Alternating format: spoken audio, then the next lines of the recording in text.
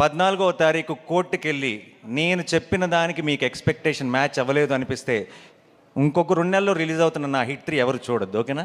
ఈ స్టేట్మెంట్ చూసాక నాని అన్న ఎందుకన్నా అందరు ఇవే స్టేట్మెంట్లు ఇస్తారు, ఇది నచ్చకపోతే మీరు ఇది చేయకండి అది చేయకండి అని చెప్పి ఫస్ట్ అనుకున్నా. కానీ సినిమా చూసాక ఈ స్టేట్మెంట్ కూడా తక్కువే అనిపించింది. అసలు ఈ స్టేట్మెంట్ కాకుండా నాని అన్న ఈ సినిమా మీకు నచ్చకపోతే నేను అసలు సినిమాలు తీయడమే మానేస్తున్నాను కదా అన్నా కూడా ఒప్పుకోవచ్చు, అంత బాగుంది మూవీ.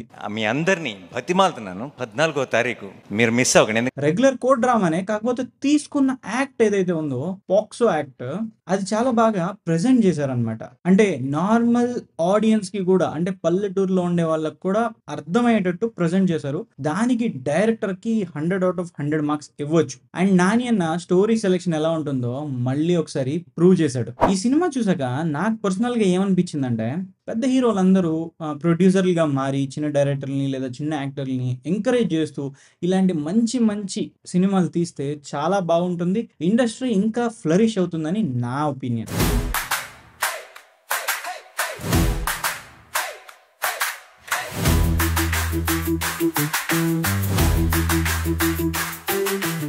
హే ఫోక్స్, ఎలా ఉన్నారు?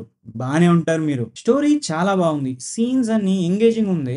అంటే మనం సీన్స్ ని ముందే ఎక్స్పెక్ట్ చేయొచ్చు, కానీ ఎనాక్ట్ చేసిన యాక్టర్స్ మాత్రం వేరే లెవెల్ కి తీసుకెళ్లారు. డైరెక్షన్ అండ్ స్క్రీన్ ప్లే చాలా బాగుంది.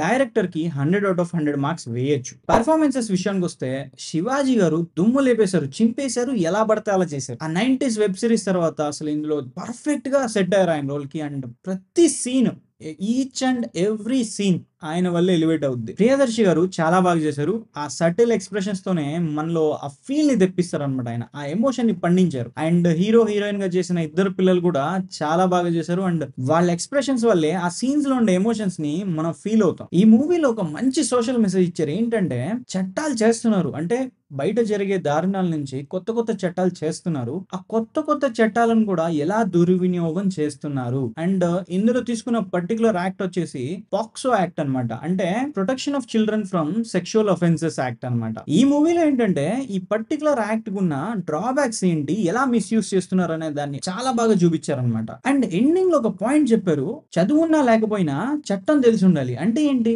ఏది చేస్తే తప్పు ఏది చేస్తే రైట్ అనేది ప్రతి ఒక్క సిటిజన్ కి తెలిసి ఉండాలి. పల్లెటూరోడైనా సిటీ వాడైనా అది తెలిస్తేనే కదా వాళ్ళకి అర్థమయ్యేది ఇది చేయకూడదు అని. ఆ పాయింట్ ని మాత్రం రేజ్ చేశారు. అది నాకు చాలా కరెక్ట్ అనిపించింది. నిజంగానే అందరికీ తెలియాలి ఏంటి, ఏది చేస్తే తప్పు ఏది చేస్తే రైట్ అని చాలా మందికి తెలియదు. సో చదువున్నా లేకపోయినా చట్టం మాత్రం చదువుకోవాలి. చాలా నైస్ పాయింట్. ఎంటర్టైన్మెంట్ వాల్యూ వచ్చేసి ఈ మూవీకి శివాజీ గారు అండ్ ప్రియదర్శి గారు అండ్ ఆ ఇద్దరు హీరో హీరోయిన్ పిల్లలు స్పెషల్ మెన్షన్ చేయాలంటే శివాజీ గారే దుమ్ము లేపేశారు.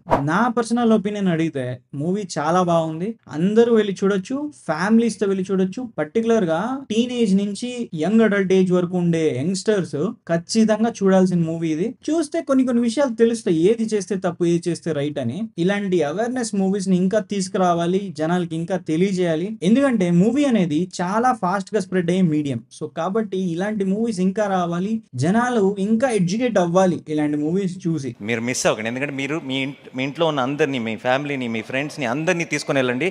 థియేటర్ బయటికి గర్వంగా వస్తారు, ఒక గొప్ప సినిమా చూసామన్న ఫీలింగ్తో వస్తారు. సో ఇది ఫోక్స్ ఇవాళ మన వీడియో మీకు నచ్చిందని అనుకుంటున్నాను. వీడియో మీకు నచ్చితే లైక్ చేయండి, నచ్చకపోతే కామెంట్ చేయండి, సబ్స్క్రైబ్ మాత్రం ఖచ్చితంగా చేసుకోండి. Thank you.